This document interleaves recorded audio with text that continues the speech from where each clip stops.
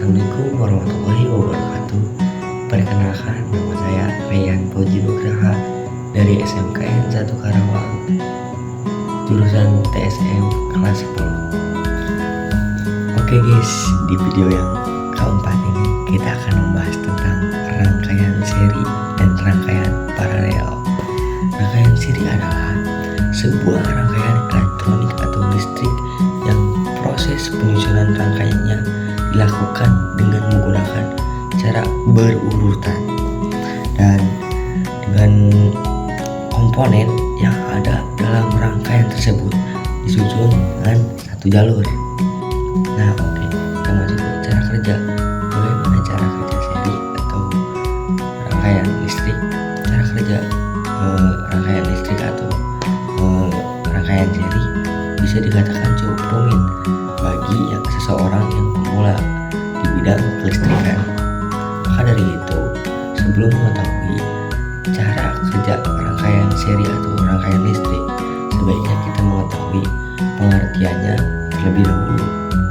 Begitu guys. Nah, kita masuk ke cara pembuatan listrik seri.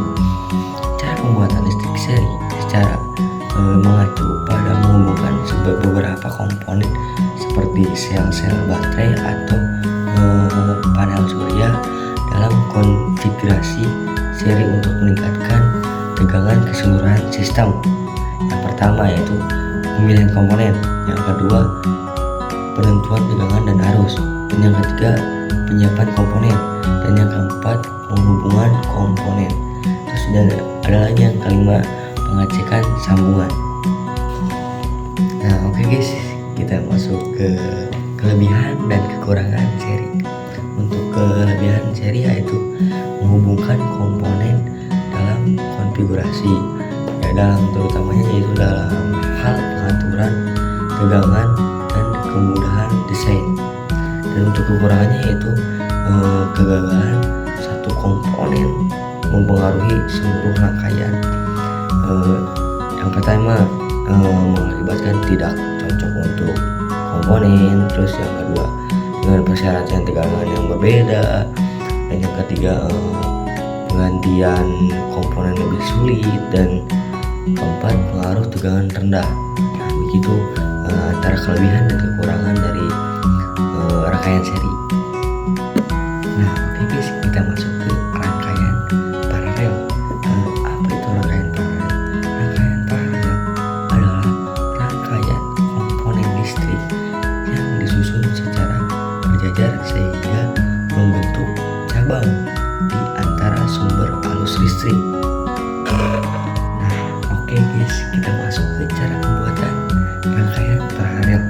Cara pembuatan rangkaian paralel yaitu dengan menghubungkan komponen listrik atau elektronik sedemikian rupa sehingga arus dapat mengalir melalui jalur yang berbeda. Gitu guys.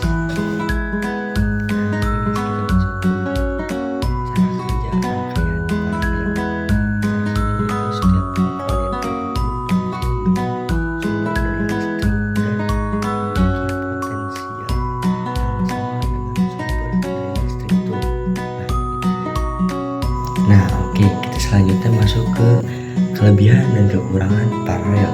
Yang ke-1, kelebihan rangkaian paralel itu jika dipasang lampu yang menyala sama-sama terang. Yang kedua, hemat daya listrik. Dan yang ketiga, jika salah satu sambungan putus maka yang lain masih bisa dapat menyala. Nah itu kelebihan dari paralel. Nah kita masuk ke kekurangan paralel.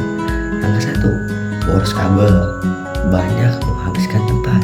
Dan yang ketiga, rumit saat proses pemasangan. Itu kekurangan dari paralel.